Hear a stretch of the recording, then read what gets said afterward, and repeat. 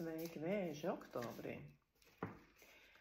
Vēži būs aktīvi, darbīgi, pārliecināti, profesionāli, izdarīgi un fascinēs apkārtējo pasauli ar saviem trikiem, veidu, kā viņi stāsta, runā, rāda, pārdod, piedāvā, ietekmē.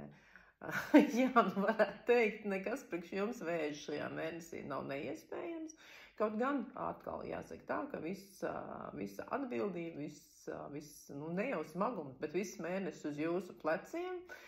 Nākas šivarēt, darīt, kārtot lietas, sakārtot savus instrumentus, apzināt publiku, salikt visu pa attiecīgām plānošanas, pa plānotājiem visas ziņas salikt, ja, un te tāda diezgan liela ņemšanās, kārtošana un darīšana. Tas ir, šī kārta saistās ar Merkūru, tas nozīmē, ka iznāks arī pietiekami daudz runāt, kontaktēties un prezentēt un vadīt un mācīties iespējams arī.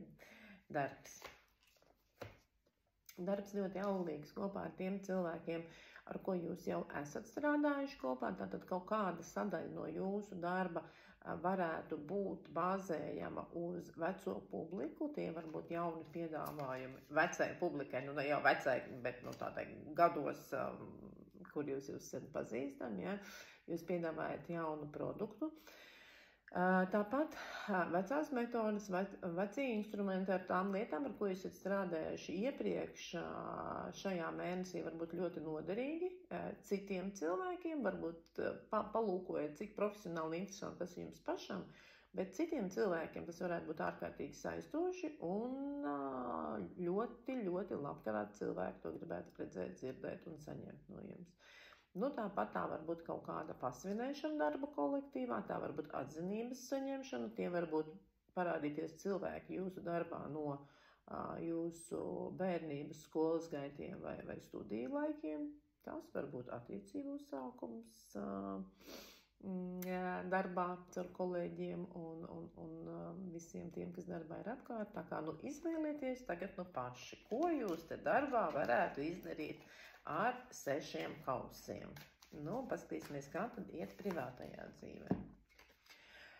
Privātajā dzīvē zvaigzne. Redziet, zvaigzne ir no tām kārtīm, kas sola zvaigznes debesīs, bet īsti tā kā lejā nenes. Ja? Tā kā šī kārts privātajās partnerattiecībās man saistās ar mazliet tādu nevis atsvešināšanos, bet tādu vēsumu, kas saistās ar prombūtni, ar retu satikšanos. Mēs varam būt gan fiziski šķirti, gan domās aizklīduši abi divi, katrs savā virzienā, tur, kur mums ļoti grūti atkal atnākt atpakaļ un runāt par tām lietām praktiskajām, sadzīviskajām, kas mums šeit ir darāmas, bet kopsumā šī kārts ir labvēlīga. Es vienkārši jums saku, ka viņā pietrūkst fiziska apskāviena, klātbūtnes, parunāšanās, mīļuma, iespējams kaut kādas kopīgas vakariņošanas, tādas praktiskas, sazemējošas, siltas sajūtas. Un ja jūs to pieliksiet pie savām zvaigznēm partnerattiecībās, es domāju, ka tas būs ļoti, ļoti skaisti un ļoti vērtīgi. Varbūt jūs esat 2 zvaigznes vienkārši attiecībās.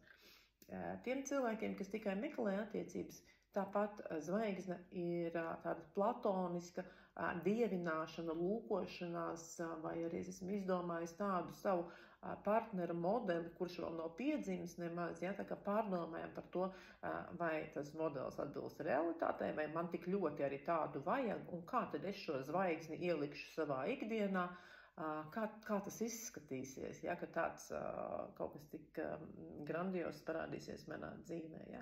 Bet šis ir tā kā vairāk platonisku, attālinātu attiecību kārts, viņā nav tāda klātbūtne.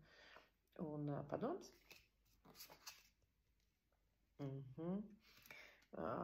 Padoms, man liekas, šitas ir ritīgi foršs čalis, un es jums teiktu, ļaujieties būt mazliet neprātīgi, ļaujieties būt mazliet puķu bērni, un tādu mazu ākstu ieslēdziet sevī.